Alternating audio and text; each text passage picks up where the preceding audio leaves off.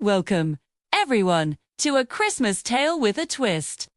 Our story begins in the heart of London, where the renowned detective Hercule Poirot is feeling rather unffestive. He scoffs at the very idea of a traditional English Christmas, with its cold weather and, in his opinion, rather bland food. He much prefers the comfort and warmth of his modern, centrally heated flat. But destiny, it seems, has other plans for our meticulous detective. A mysterious visitor arrives, a Mr. Jesmond, with a most unusual and urgent request.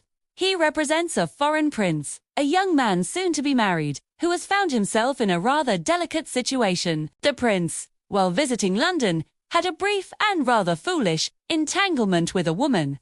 Now, this woman holds a precious ruby, a historic family heirloom, and the prince is desperate to get it back without a scandal. The ruby was last seen in her possession at a grand ball. The problem? No one knows the woman's current whereabouts. Poirot, intrigued despite himself, agrees to help, but only on his own terms. The trail leads Poirot to King's Lacey, a quintessential English country manor, draped in snow and steeped in tradition. He's been invited to spend Christmas with the Lacey family, under the clever guise of simply experiencing an old-fashioned holiday, too. The real reason, of course, is that the mysterious woman is suspected to be among the guests.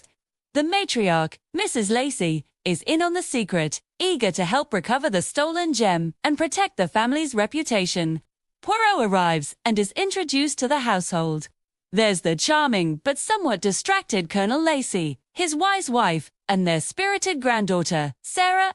Also present are Sarah's two cousins, the vivacious Diana and the more reserved David, along with a family friend, the dashing Desmond Wortley, and a quiet, observant young woman named Bridget. Poirot, with his keen eye for detail, begins to subtly observe each guest, looking for any clue, any sign of deception, scent. He plays the part of the slightly eccentric foreign guest perfectly, all while his little grey cells are working overtime. The atmosphere is filled with festive cheer. There are games, laughter, and the delicious aroma of Christmas dinner being prepared. Poirot, however, remains focused. He carefully examines the dynamics between the guests. He notices the flirtatious glances between Desmond and Diana, and the quiet bond between Bridget and David. He learns that Desmond is a close companion of the prince, which immediately raises his suspicions. Could he be involved? Or is he, too, trying to solve the mystery? The plot, much like the Christmas pudding, is rich with ingredients. Christmas Day arrives, and the highlight is the grand pudding, complete with hidden trinkets for good luck. As it's served, a cry of surprise comes from one of the children. They found the bachelor's button. But then, Poirot makes a discovery of his own. Stirring his portion, his spoon clinks against something hard. He pulls it out, and there, gleaming in the candlelight, is a piece of red glass, a fake ruby. He announces his find with a dramatic flourish, declaring that a joke has been played. But he knows this is no joke. It's a deliberate move in a very dangerous game. Later, Poirot stages a scene. He pretends to have a conversation with a friend on the telephone, loudly discussing a plan to have the thief searched by the police. His voice carries through the old house, intended for a specific listener.